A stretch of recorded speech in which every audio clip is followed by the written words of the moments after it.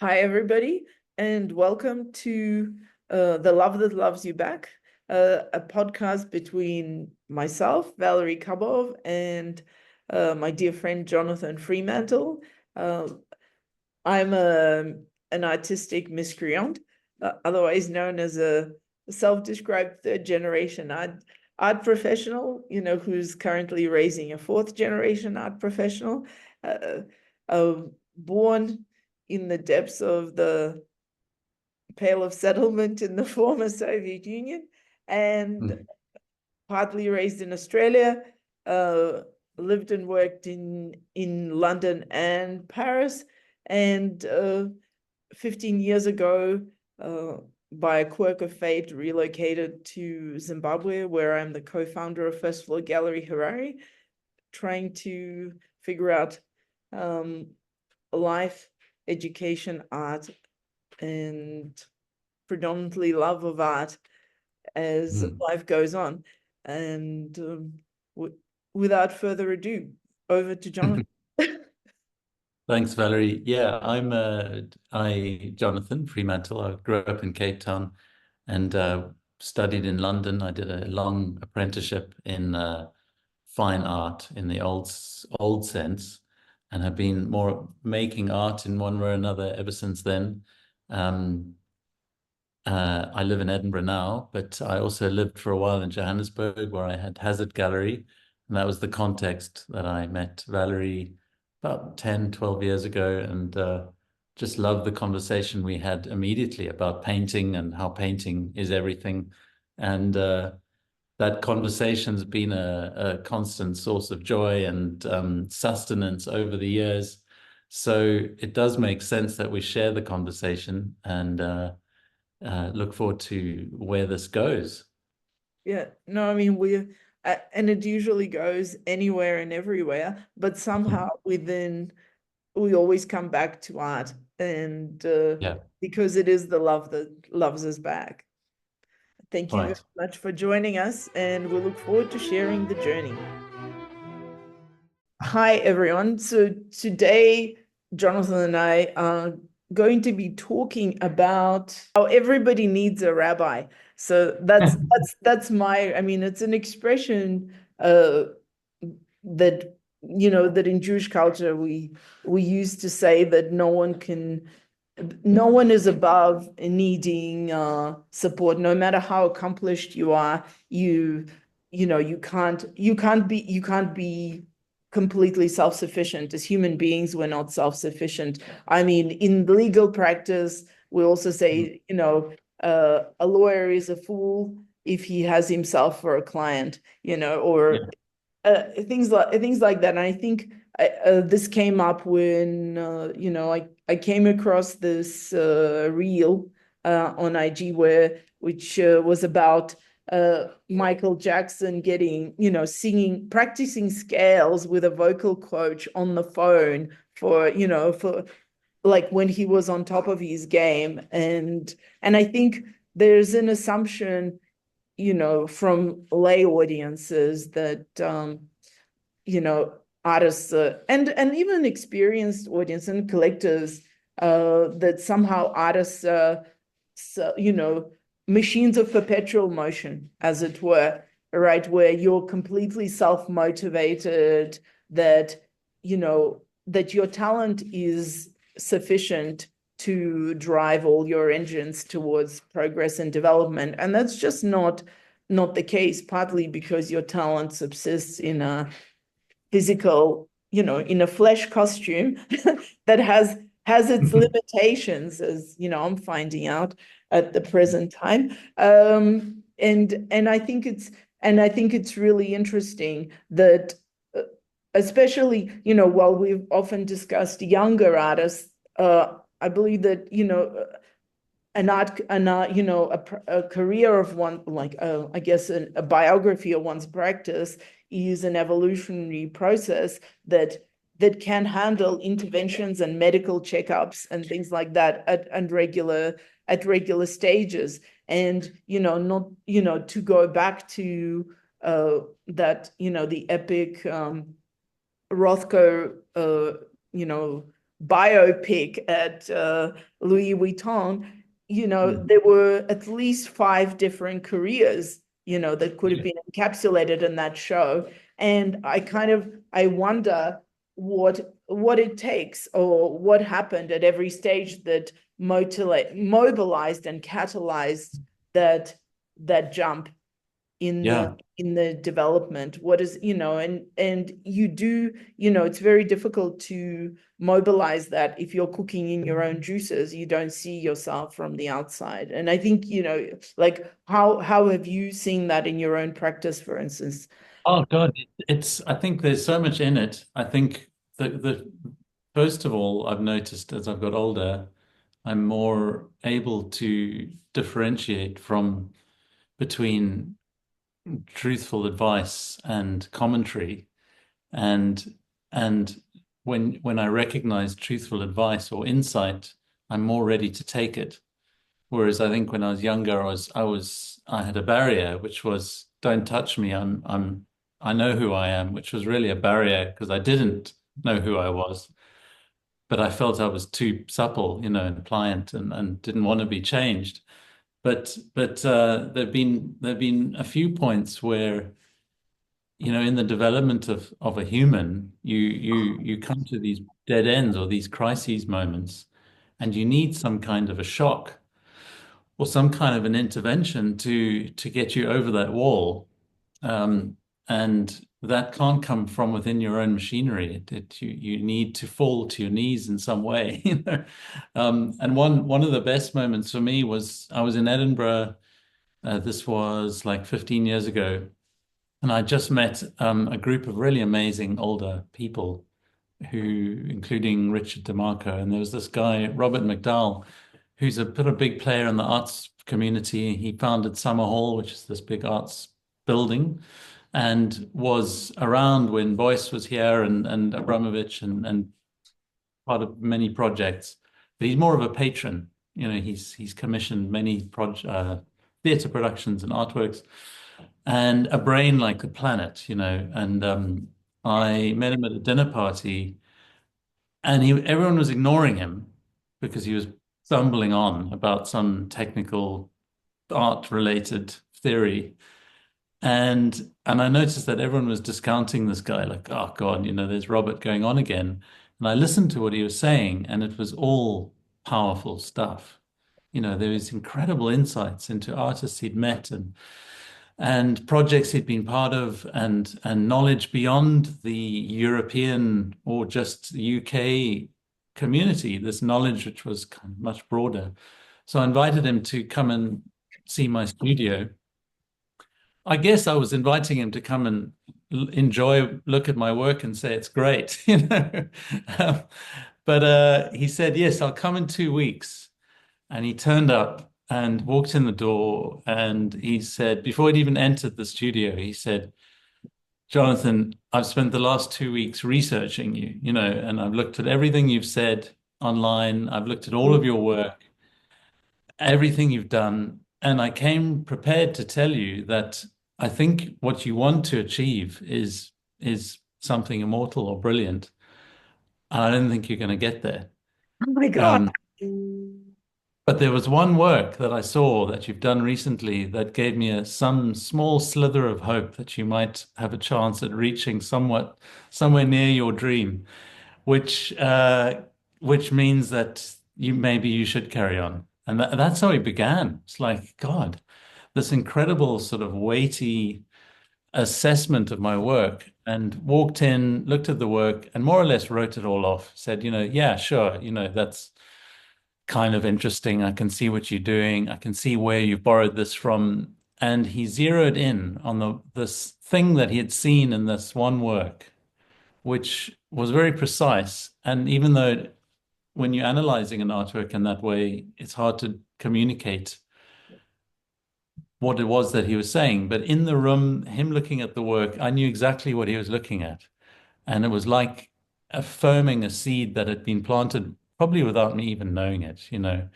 And from that point, I can now look back and realize how much changed by that affirmation. He then also gave me a studio for like 6 years free, and That's like not bad. supported So me. he clearly thought that you had a chance. Well, but I mean, the way he put it, and I think this comes back to what you were saying about Michael Jackson going to this teacher to just do his scales, going back to the basics, putting himself in that position of beginner. You know how in Zen Buddhism they talk about beginner's mind. That if you ever think you know, you are as far away from knowing as possible. And that approach of being at the beginning is what gives you and doing your scales, doing the practice every day, not because you did it yesterday, every day gives you a chance at something original, right? But isn't it also, to get spiritual about it, it's also about holding your ego at bay and recognizing that ego is constantly at your door trying to, and ego is an obstacle to development. And, you deal with that where ego can override your talent. It's actually a tussle, the ego is in a tussle that the moment you think that you have achieved something, you've actually started to destroy it, and Yes. it's only when you are constant, it's a process of constant dissatisfaction and just building yourself up and only being making that you are nothing, the work is everything. The Yeah. task at hand is the only thing, and the task is always new. So you're constantly at zero, really. You're Yeah. just better at being at zero, right? Better. And at least zero is means you're in the game. Because in this context, when I was thinking about just the conversation, for some reason, I thought about that Philip Guston show that he did at Marlborough Gallery where he almost got beaten up, right? So when you Yeah. think about, when he switched from abstract expressionism to figuration and Mm. he literally almost got beaten up by everyone at the opening, which sort of is like almost the opposite of a crit. And then you kind of wonder what what catalyzed the movement away from abstract expressionism, and also the limits of community, right? That it's like the razor's edge of not Mm. listening to some and not listening to others. I guess that's That what kind of the that skill. echo chamber where everyone says something and it just echoes and everyone agrees and says the same thing. That is the diametrically opposed to this kind of wisdom intervention that we're talking about. Um, Funnily enough, that the fact that Michael Jackson stuck with the same voice teacher chimes quite a lot with the way, spiritual development grows. You find your guru and that's your guru. You don't have to like upgrade to a better one when you get more famous. That's your person. I think there's something about that consistency when you do know that you found someone that's can facilitate this growth. Um, you sort of need to stay with that person, and it gives you this measurement against which everything might seem a little bit fluid. Yeah, I mean, somebody in a conversation yesterday mentioned the idea of home as as a way of benchmarking how far you are from anywhere. And I think this is also that kind of idea of almost like a homing device, somebody who keeps you true to who you are Mm. rather than who you plan to be, because who we plan to be is not necessarily who we might be or who we could Yeah, be. yeah, yeah.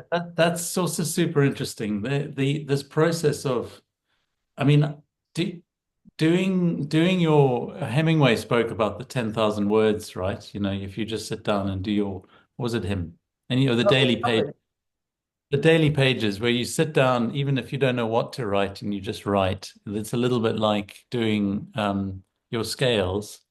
Um, I've spent the last like 4 or 5 months preparing a space, getting the studio ready, and throughout that maintained a kind of thread of practice by doing these daily paintings.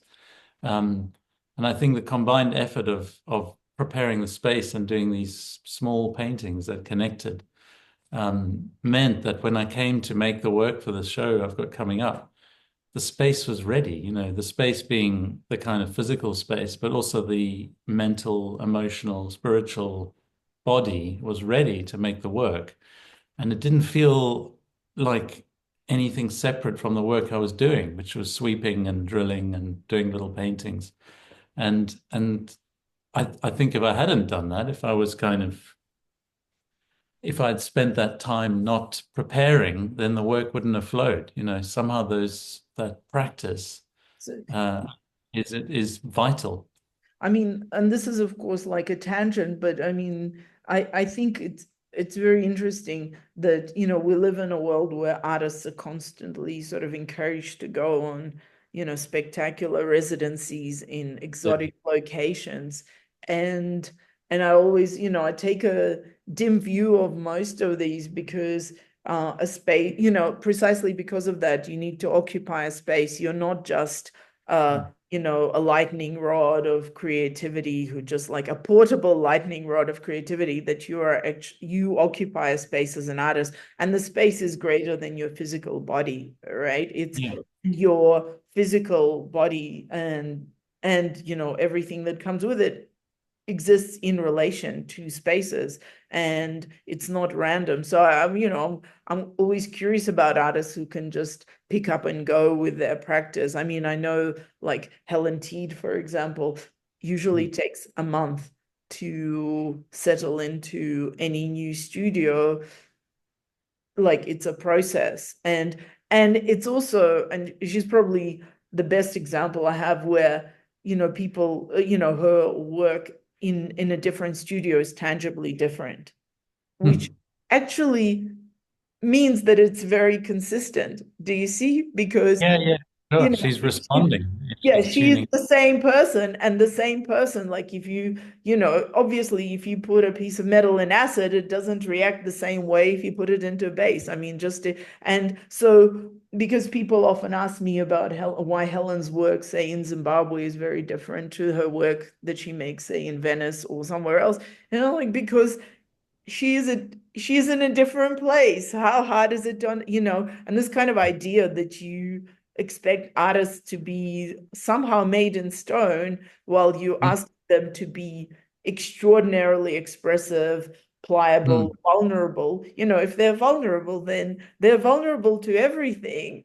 And if everything Yes. is different, then that's what you get. And we should expect that. And I wonder why we don't see more of that. It's like you're not a factory. This kind of expectation of consistency of subject matter, whatever it is, and we shouldn't. But by the same token, I'm not suggesting that there should be a diversity of everything. It's just that you the ability to recognize the person. We see a person, if they change a haircut, we still recognize them as Yeah. they are. And so Hmm. like how many more analogies can you make? It's just an interesting, when you speak to people, their expectations of what the artist should be producing, Yeah. they should be producing, are somehow removed from their physical Hmm. reality of the artist. And on the one hand, it is perfectly valid because artwork has to have its own life, but by the same token, we almost need to reintegrate that ability to see things, and we do recognize that historically. And this is why, while everyone loves to have curation, thematic curation, I think the best the best is the one that is chronological, precisely because you see a human being, Yeah. A life. Yeah. life. Yeah, exactly. So Hmm. there's nothing, and everything makes sense when it's in the right order. Yeah, true. And also you see these beautiful arcs, like you talk about Helen, she has this kind of, well, she had the UK, but also Italy and Zimbabwe, and this kind of triangulation of zones. Each zone has its own kind of resonance and importance, and they're not arbitrary points for her. They're all quite important. And what happens to the work, that loop is probably something that'll play out for her whole life, and in when she's 80, you'll be able to have so much fun curating the works from a separate point of view, looking at how they talk to each other and which ones fed into the others. No, And 100%. And I find it just like very poetic and very organic and really, really, really meaningful. But also in the same way that there is the thing where uh, people say that in a different language, you have a somewhat different personality, right? You sound different when yeah, you speak another, right. provided you are like fluent in it. There's Hmm. also that. It's very hard to crack jokes if you're not fluent in a language. No, you need the intonation. Yeah. Yeah, and so they say that languages reveal different aspects of our personality. Well, so Hmm. does geography, right? We see ourselves differently if we're in a different context. Like, I mean, for me personally, uh, like one of the reasons I feel so at home in Paris is because I feel I can become invisible, right? Hmm. I Yeah, just you have a get Parisian off vibe. I get out of the metro and I'm invisible in a sense that I look just like everyone else. Like and that is so, and that obviously, if you feel invisible, or non-distinctive to the general mass, that you will behave inevitably differently to the Yeah, way you do if you're constantly conspicuous. The way you are seen impacts yes, how you, and the same with the geographic environment and everything. So your emotional experiences yeah. are different. And so that's, you know, Even your body makes different shapes in different places, not just because it's warm or cold. I mean, we were in Athens with a family a couple of weeks ago, and and it was actually cold, like super cold. Um, but the Greeks they respond to the cold, maybe because they're not used to it, but their bodies made different shapes. I've just noticed it. And I also noticed how people in different places sit differently. They relate, their body language is different. And of course you assimilate that. And as a painter or a sculptor, your physicality is that's the language. And so your shapes and movements will be different. No, you can't even help it. but here's the thing is that if you're sitting, and to bring us back to the original subject matter, it's very like if you are constantly in yourself, you won't be, it takes a lot of self-awareness, but self-awareness in context to realize that you will be doing different things because you're still you, right, in that process. And in a way, it's like why therapy, is to be able to be asked questions that you wouldn't ask yourself naturally, right? Or Yeah. see things about yourself, or have a relationship with the work, uh, Yeah. or, which is not native to you, Yeah. because your work exists, you make your work in partnership with the universe. And so there's a part of it that you don't necessarily have access to. You And don't even know. Yeah. you don't Yeah. know. I And had such so, a good example of that. Yes, last week, I had one more painting two more paintings to finish the kind of final brushstroke, and a friend who's a designer, artist, interiors. We've been collaborating for a long time. Anyway, he came to the studio, and he looked around, and then he only said one thing about the work. He said, for these final brushstrokes, do they have to be black? And then that was that. And just that question mm, made me realize that they didn't. And so they're sort of red. But it wasn't him suggesting something else. It's this very decisive, intelligent question in the right moment, in the right space, changes how you see everything. It yeah, sounds obvious, no, no, to the but layman listening, but it's exactly so right. precise. I think the best advice is never about telling someone what to do or what to think. It's about asking them a question that may not have. And I mean, when you're asking the question, you don't know whether they've considered it or not. But the point is, this is the question. And I think with most art, well, the way I relate to art is through the questions that, especially, when the work is in progress, what are the questions that I want to ask of the work, that are not being answered right now. And it is a very direct sort of conversation that has to be somehow mediated by the artist, right? To say, well, You once said something really interesting to me ages ago, which I loved, and I've kind of used it in myself when I relate to my work as whenever I remember it, which is often. You said that your loyalty is to the artwork, not the artist. yeah, And so when you're in a crit situation or when you're speaking to an artist about the work, your allegiance is with this piece of work, which is it's so inspiring because it's the same for the artist, although sometimes you can get entangled, and so to have this loyalty to the work, which may be a single work that you're making, or really it's the work, capital W, which involves the paintings you make and the spiritual practices you have and your tenderness and kindness towards the universe, etc. That work is where help is needed. That's where you can affect change. no, I mean, it's thank you. First of all, thank you for that. I have zero recollection of saying that, but I'll own it. I'll own it. But I'm thinking even more closely right now about the concept that we share a part of ourselves with, or the artist shares a part of themselves with the work, in the metaphysical sense. And then I was thinking about continuing my ruminations about quantum entanglement.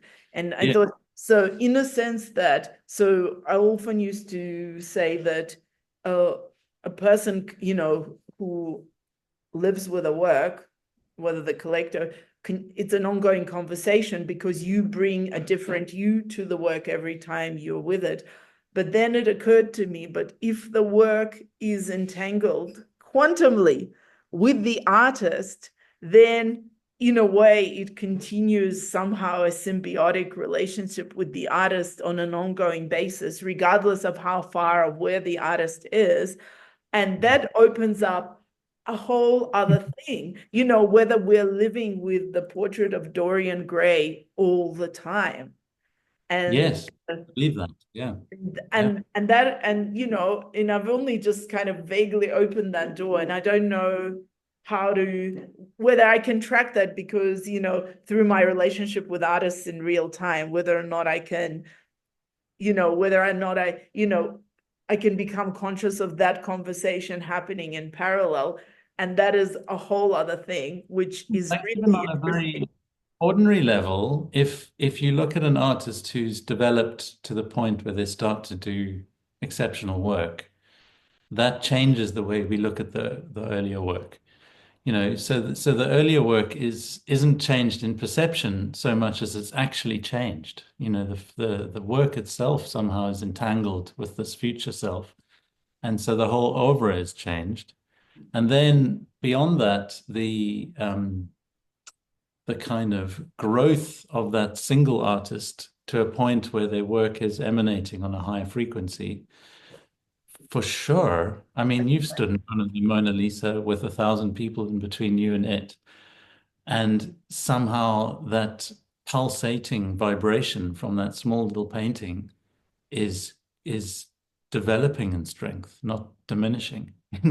But I mean, then we can talk about, Walter Benjamin's aura and, whether or not, that, I mean, I also don't think, using certain words to denote certain phenomena is like when we have quantum physics becomes a little ridiculous. But I do think, but I mean, it's probably worth another conversation where we just look at specific examples, because right now the only thing I can think of is how we can see Goya's society portraits in the context of the Black paintings, and Yeah. whether or not we can sort of, and that could be a whole, actually, I think this could be a whole episode, right? Just looking, Yeah, I mean also how the one supports and interrupts the other and how they I think it's important for artists to know that whatever work they're doing is the important work. And if it happens to be a portrait of a king who you disagree with, there's the opportunity to do something incredible, and later on you're painting a dog looking at the moon, in his black paintings. And there's an opportunity to do something else, the two are woven. But for sure that's a chamber we can unlock or try to. or have a guru or a shrink or a rabbi come and just ask the questions. Let's do it. I'm Yeah, down for it.